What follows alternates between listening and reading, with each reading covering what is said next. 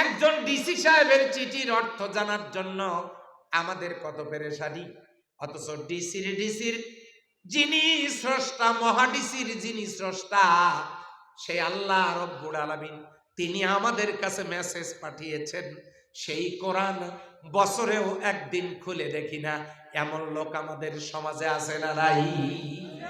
এই জন্য আদম আলাইহিস সালামের বৈধ সন্তান হওয়ার জন্য আমার আল্লাহর পাঠানো চিঠি পড়ার দরকার আছে না নাই? নারী পুরুষ নির্বিশেষে এটা আপনি পড়বেন। কেন পড়বেন? এটা যদি আপনি না পড়েন, কিয়ামতের দিনে কোরআন হুজ্জাতুল্লাকা ওয়া আলাইকা, এই কোরআন আপনার আমার জন্য কিয়ামতের ময়দানে দলিল হয়ে যাবে। কোরআন বলবে, কোরআনের পক্ষের লোকগুলোর ব্যাপারে বলবে, ইশফিনি, আল্লাহ আমার সুপারিশ গ্রহণ করো।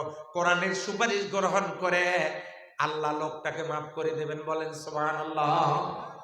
আজকে যদি নিয়ত করেন আমি কোরআন পড়বো, হায়াতে কুলায় নাই, রাত্রে যদি আপনি মারা যান, আপনার লাশটা কালকে যখন কবরে রাখা হবে,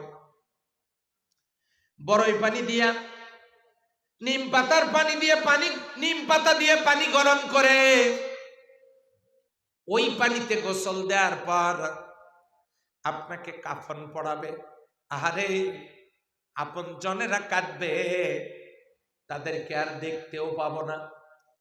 এখন আপনাকে জানাজা শেষ করে কবরে রেখে আসবে, মুনকির নকির আসবে আপনার সওয়াল জবাবের জন্য। যেই না মুনকির নকির ঢুকবে, মুনকির নকির মাথার দিক থেকে কবরে ঢোকে। কোন দিক থেকে? মাথার দিক থেকে যখন ঢুকতে ধরবে, কবর থেকে আওয়াজ আসবে, লা তাদখুলা, তোমরা দুই ফেরেশতা কবরে ঢুকতে পারবা না। এই কথা শোনার পর মুনকির নকির প্রশ্ন করবে, মান আনতা, তুমি কে? সঙ্গে সঙ্গে আল্লাহর কোরআন আকৃতি নিয়ে দাঁড়ায় যাবে, বলবে আমি কোরআন। এবারে মুনকির নকির বলবে, তুমি এখানে কেন? কোরআন বলবে, গতকালকের মাহফিলে গিয়া, দাউদপুরের মাহফিলে গিয়া আল্লাহর এই বান্দা বান্দি সিদ্ধান্ত নিয়ে বাড়িতে ফিরেছে, তারা কোরআন পড়বে, কিন্তু হায়াতে কুলায় নাই, রাত্রিবেলা ইন্তেকাল করেছে।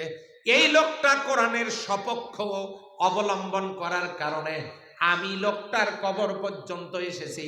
লোকটা এখন ঘুমাচ্ছে, যতক্ষণ ঘুমাবে আমি তাকে ডিস্টার্ব করতে দেব না, ফেরেশতাদেরকে ঢুকতে দেবে না।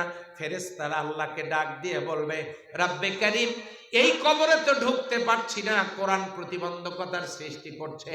আল্লাহ বলবেন, রিটার্ন ব্যাক করো, চলে আসো, ওই কবরে সে ঘুমাবে, লোকটার কিসমতে আমি এই লিখে দিয়েছি। চিল্লায়া বলেন সুবহানাল্লাহ। কিয়ামত পর্যন্ত লোকটা ঘুমাবে, আর কোনো ডিস্টার্ব করা হবে না।